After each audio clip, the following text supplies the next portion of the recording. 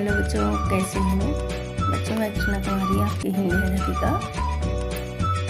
बच्चों, मुझे आशा है कि आप सभी स्वस्थ होंगे। बच्चों, मैंने आपके लिए एक यूनिट टेस्ट जो 30 नंबर का होगा, मैंने आपके लिए बहुत ही आसान सरल टेस्ट बनाया है। मुझे आशा है कि आप सभी को बहुत ही अच्छी तरह से समझ आ जाएगा। अगर बच्चों आपको समझ आ जाएगा तो आपको क्या करना है, लाइक एंड सब्सक्राइब करना है, बेल आइकन दबाना है, तब ताकि सबसे पहले आने वाली वीडियो की नोटिफिकेशन आप तक पहुंच सके। और बच्चों, आप वीडियो को शुरू से अंत तक ज़रूर देखना, क्योंकि कुछ बच्चे वीडियो को स्टार्ट करके और देख करके थोड़ा सा ही देख करके बंद कर देते हैं। इससे बच्चों आपको समझ नहीं आएगा। आप वीडियो को, जो ये मैंने असाइनमेंट आपके लिए यूनिट टेस्ट बनाया है, इसको बिल्कुल ही ध्यानपूर्वक आपको सुनना है और याद करना है। तो सबसे पहले है बच्चों, निम्नलिखित शब्दों के अर्थ लिखो। जो यहाँ मैंने आपके लिए कुछ शब्दार्थ दिए गए हैं, जैसे झब्बर झब्बर। झब्बर झब्बर क्या होता है? बड़े बड़े बाल।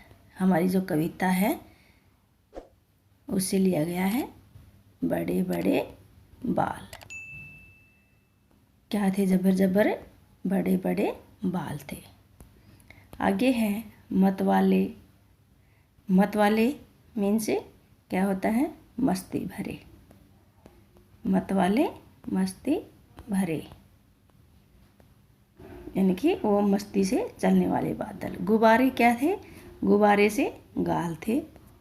गुब्बारे से मोटे मोटे गाल थे। आगे है शैतानी। शैतानी मीन्स क्या होता है?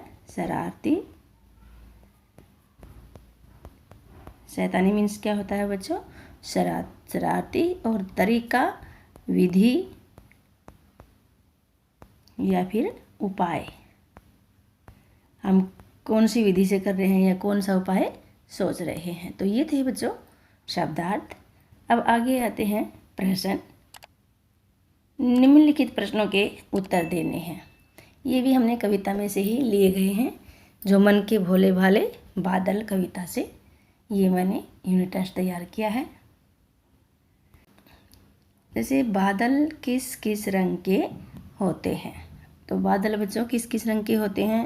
काले भी हैं और सफ़ेद भी हैं। तो बादल बहुत सारे रंग के होते हैं। अगला प्रश्न है बच्चों, जब बादल अधिक बारिश करते हैं तो नदी नालों में क्या भर जाता है?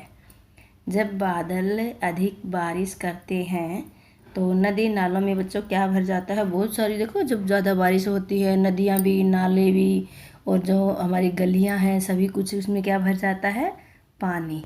तो इसमें क्या भर जाता है? अधिक बारिश होने पर पानी भर जाता है। कविता में बादलों को क्या क्या कहा गया है? अगला प्रश्न क्या है कि कविता में बादलों को क्या क्या कहा गया है? तो कविता में बादलों को क्या क्या कहा गया है बच्चों? मतवाले भी कहा गया है। मतवाले, शैतानी, शैतानी भी कहा गया है ना? और भी बहुत सारे नाम हैं जो बादलों को कहा गया है। आगे है बच्चों कि अकबर बादशाह किसको पसंद करते थे? कि जो अकबर बादशाह थे वो किसको पसंद करते थे? अपने मंत्री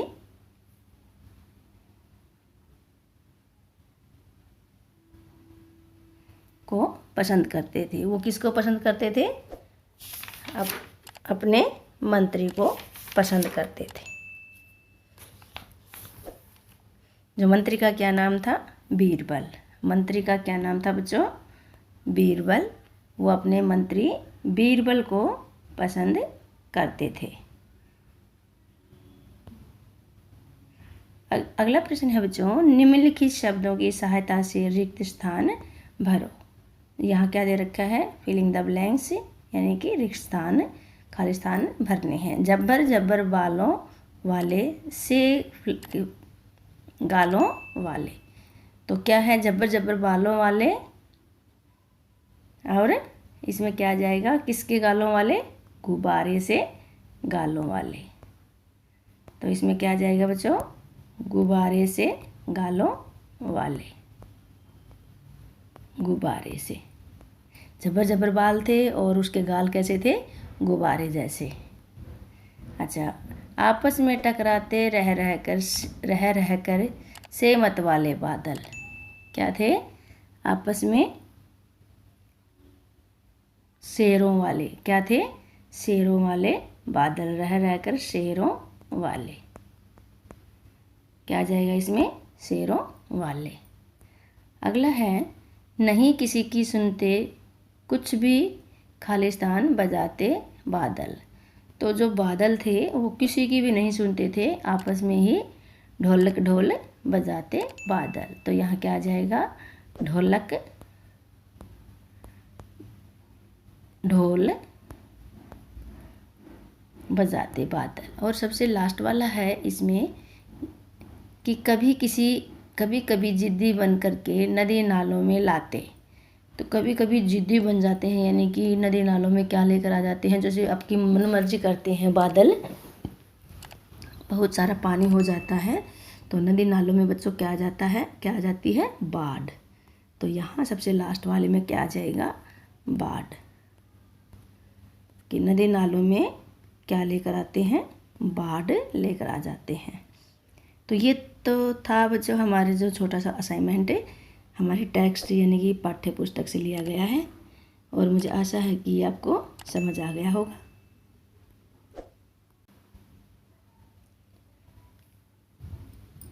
तो यहाँ पहला प्रश्न है बच्चों, व्याकरण से लिया गया है कि लिपि किसे कहते हैं। लिखने के ढंग को लिपि कहते हैं। किसे कहते हैं, लिखने के ढंग को लिपि कहते हैं। ढंग को लिपि कहते हैं।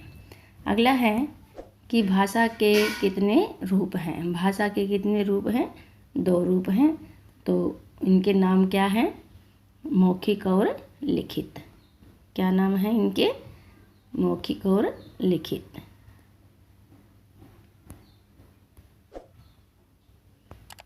मौखिक और लिखित, ये भाषा के रूप हैं। ठीक है, आगे है, आपस में बातें करना भाषा का कौन सा रूप है। आपस में जब बातें करते हैं तो भाषा का कौन सा रूप प्रयोग होता है, मौखिक भाषा का कौन सा रूप प्रयोग होता है बच्चों, मौखिक। इससे आगे है बच्चों कि हिंदी की लिपि क्या है। तो हिंदी की लिपि क्या है बच्चों, देवनागरी। हिंदी की लिपि क्या है, देवनागरी। हिंदी की लिपि क्या है बच्चों, देवनागरी। और आगे है प्रश्न नंबर 5, निम्नलिखित प्रश्नों के उचित उत्तर पर राइट का निशान लगाइए। तो इसमें ऑप्शन दे रखे हैं बच्चों, हम ऑप्शन में निशान लगाएंगे कि भारत में सबसे अधिक बोली और समझी जाने वाली भाषा है कौन सी है, हिंदी, पंजाबी या बांग्ला। तो सबसे ज़्यादा बोली जाने वाली कौन सी है, हिंदी। कौन सी है बच्चों, हिंदी। हिंदी की लिपि है गुरुमुखी, देवनागरी या फारसी। तो हिंदी की लिपि कौन सी है बच्चों, आपको बताया गया है, ऊपर भी बताया गया था। तो यहाँ देवनागरी है। इससे अगला प्रश्न है बच्चों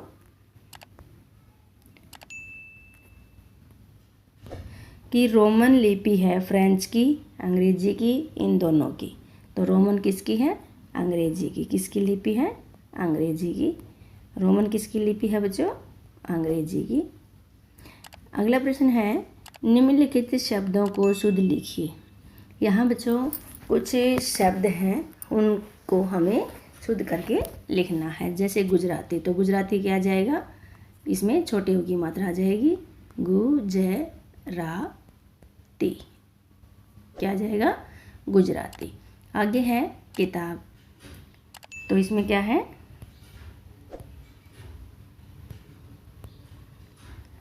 किताब में छोटी ई की मात्रा, छोटी ई की मात्रा। आगे है बिरहोड़। बिरहोड़ में भी छोटी ई की मात्रा, बीरो है अड़, बिरहोड़। फिर है हिंदी। हिंदी में भी छोटी ई की मात्रा और यहाँ बड़ी ई की मात्रा।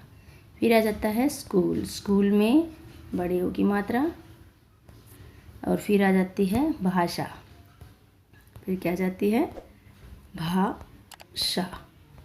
यहाँ ये गलत वर्ड मैंने लिख रखे, इनको ठीक लिखकर मैंने बता दिया है। आगे है बच्चों मिलान करना।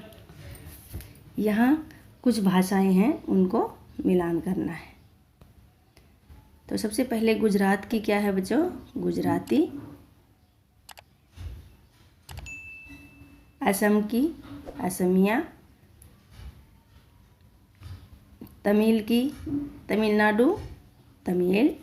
और केरल मलयालम।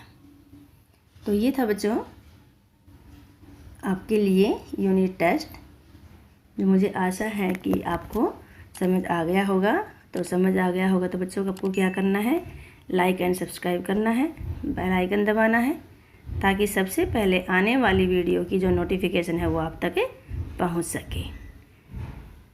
मुझे आशा है कि आप सभी को बहुत ही अच्छी तरह से समझाया गया है और आपको समझ आ गया होगा। अगर बच्चों आपको कुछ भी समझ में नहीं आया हो और आपको कुछ पूछना हो तो आप कमेंट बॉक्स में कमेंट कर सकते हैं। ओके बेटा, हैव ए नाइस डे।